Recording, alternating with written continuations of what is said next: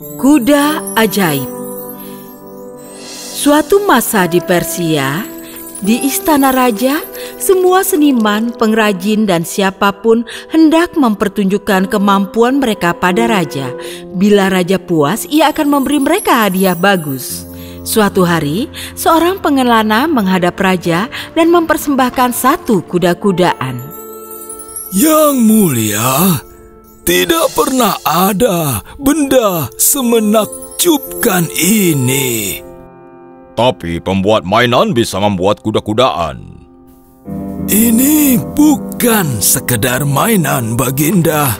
Saat menungganginya, aku bisa terbang ke tempat-tempat jauh dengan mudah dan sangat cepat.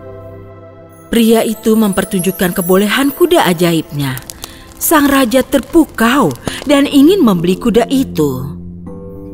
Yang mulia, aku tidak bisa menjual kuda tak ternilai ini demi uang. Baiklah, jadi apa? Aku harus memiliki kuda ini. Si pengelana berpikir sejenak, lalu menawarkan untuk memberi raja kudanya bila raja menikahkan putrinya dengannya. Sang raja baru akan setuju saat putranya, Pangeran Darius, masuk ke ruangan itu dan angkat bicara. Maaf ayahanda, apakah orang itu akan dibiarkan menikahi adikku demi kuda mainan? Sang raja yang malu menyangkalnya dan meminta putranya memeriksa kuda itu.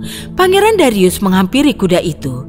Ia naik ke sadel dan menarik gagangnya. Seketika, kuda itu membumbung tinggi ke udara. Sang raja semula amat senang, tapi tiba-tiba sadar putranya terlalu tinggi dan dia bisa celaka. Ia memerintahkan prajurit untuk menangkap si pengelana dan memenjarakannya. Jauh di langit, Pangeran Darius dibawa lewat awan dengan kecepatan tinggi. Ia mencoba menarik tuas untuk mematikan kuda ini, tapi gagal. Tapi ia melihat kuda ini lebih lanjut dan menemukan tuas lain. Dan saat ia menariknya, kuda ini mulai turun. Sang pangeran turun dekat tanah, melihat atap yang lebih tinggi dari yang lain. Ia mendaratkan kuda di atas atap istana. Ia menuruni tangga. Seorang putri raja telah dibangunkan oleh suara-suara yang ia dengar dari atap. Ia menyuruh para prajuritnya untuk menyeret si penyusup ke hadapannya. Para prajurit membawa si pangeran yang berlutut. Maafkan aku, Tuan Putri, karena membangunkanmu. Aku adalah putra raja. Itulah yang terpenting dari diriku. Gadis itu adalah Putri Nadia, putri Raja Bengala. Sang putri senang mendengar tentang petualangannya. Beberapa hari kemudian mereka berdua makin akrab dan tak lama kemudian mereka jatuh cinta. Suatu sore pangeran bicara padanya. Tuan Putri, aku sedang memikirkan masa depan kita.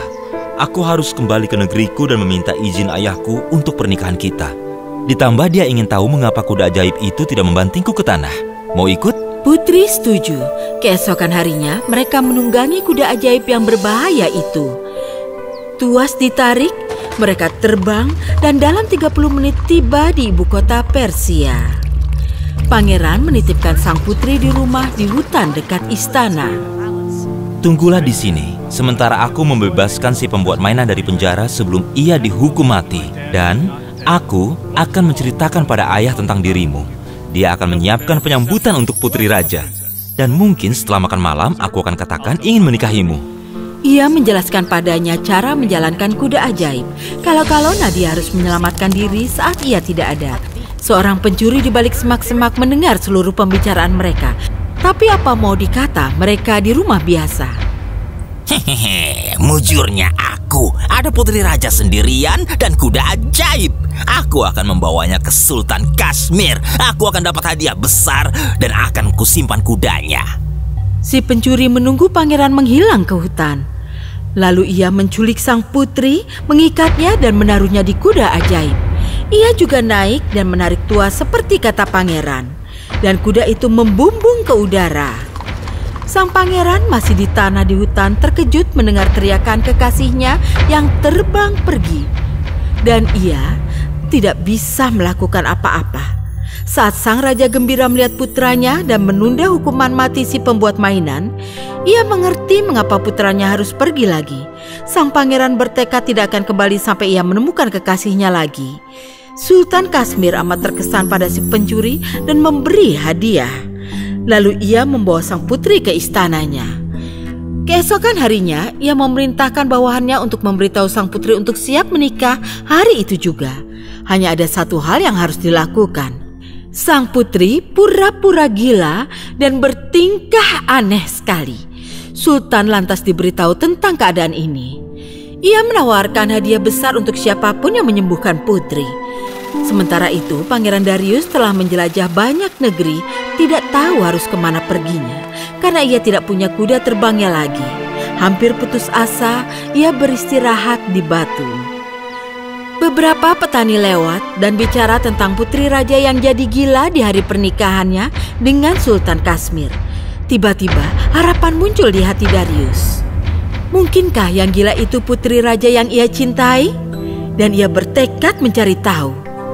Tiba di ibu kota Kashmir, ia menyamar menjadi seorang tabib.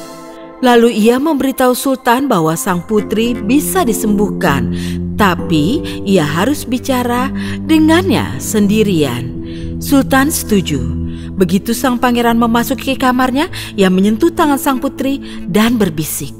Ini aku, Pangeran Darius, kekasihmu. Jubah tabib ini hanya samaran. Pangeran terus berbisik pada sang putri menerangkan rencananya. Lalu ia kembali pada Sultan.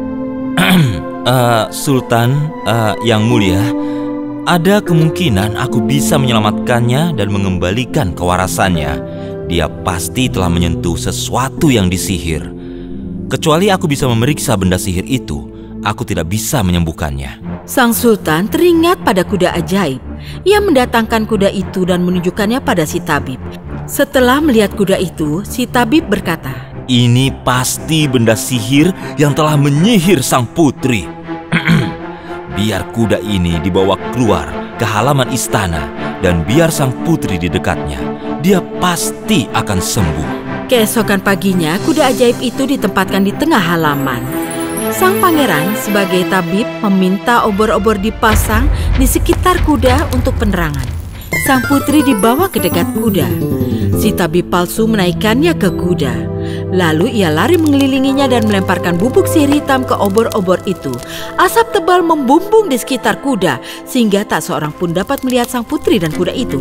Saat itulah sang pangeran menunggangi kuda itu, menarik tuas dan kuda ajaib itu membumbung ke langit. Sultan, hati seorang wanita harus diraih, bukan dibeli. Hari itu pula Pangeran Persia dan putri raja kekasihnya tiba di istana Persia. Sang raja gembira atas kembalinya putranya dan memerintahkan agar diadakan pesta besar. Maka sang pangeran dan putri raja hidup bahagia. Juga si pembuat mainan. Tamat.